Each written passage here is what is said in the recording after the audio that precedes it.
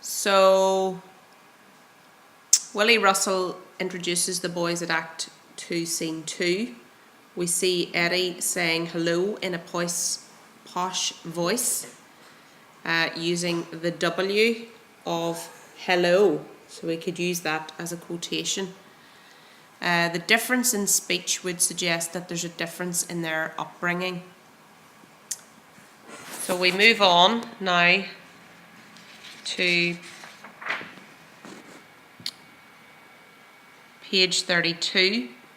We see the sweet incident where Mickey asks Eddie for a sweet. Eddie is very generous, and we can see that Mickey likes this about Eddie, and he sees Eddie as someone who he could get things off, because growing up as the youngest in a house full of older ones, I'm sure Mickey doesn't get a chance to ever get too much.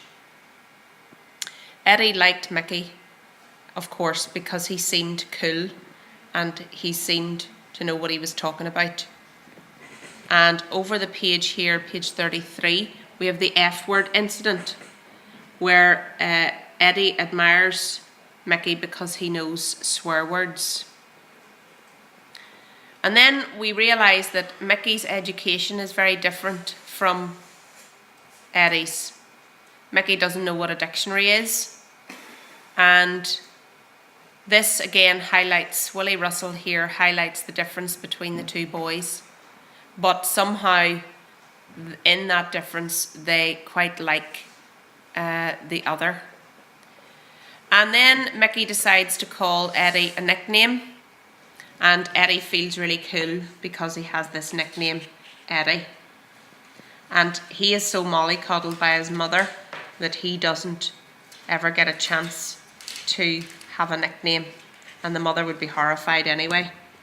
There's a big bit of dramatic irony here at page 34 when they talk about being blood brothers, which of course is the main theme of the play, and they realise they're born on the same day, but actually the audience, and that's where the dramatic irony comes in, the audience actually know that they're real brothers.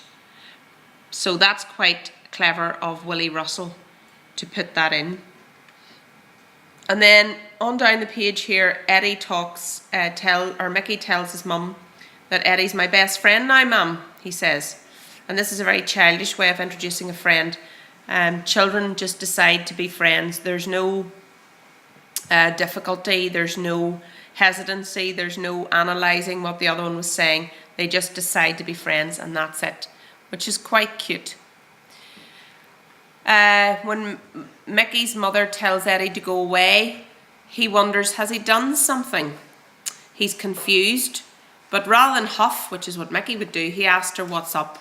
So we realise through this particular incident that Willie Russell manufactures that Eddie is very used to talking to adults. Moving on then, we are in Act 2, Scene 3. And we get Mickey visiting Eddie's house. He shows resilience, so even though the mothers have tried to keep them apart, Mickey still comes ahead and thinks it's okay. But of course he doesn't know the reality, so why would he think anything different? And Eddie says, isn't Mickey fantastic, Mum? Again showing Eddie's admiration for Mickey. Of course the mother is horrified seeing this admiration. Mickey says smashing things, says Eddie. Mrs. Lyons then sends Mickey away, and Eddie is very distraught. He even says, I like him more than you, which devastates Mrs. Lyons. But of course she knows the truth, and Eddie's just working from what he can see. But there's a whole nature versus nurture debate. You know, are these two boys drawn together because of the bond between them? Or is it because of the time they've spent together? We'd have to probably conclude that there is an innate bond, an inbuilt bond, even before they were married or before they were born, between the boys. So that's something to debate within your essay. Moving on then to Act 2, Scene 4. Mickey takes control here and he says to Eddie, don't take any notice of mothers. And again, Eddie just loves this power that Mickey possesses. And children, as we know, can make their way to round anything. They always find ways, and this is known as children's ingenuity. Children are able to work out what they can do in order to avoid adults knowing what they're up to, and they do it very well, and that brings them closer as well. And Mickey also likes the fact that Eddie does look up to him, and when Eddie hears the conversation between Mickey and Linda all about what they would do if policemen come and all of that, Eddie takes it all in, but of course he hasn't got the sense, the streetwise sense, to know that actually they're just making all of that up. And so he says to the policeman exactly what they've told him to say.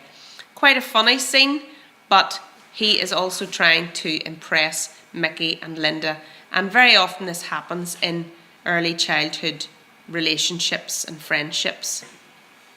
And Mickey loves it because in a way he feels he has control over Eddie and can make him do things.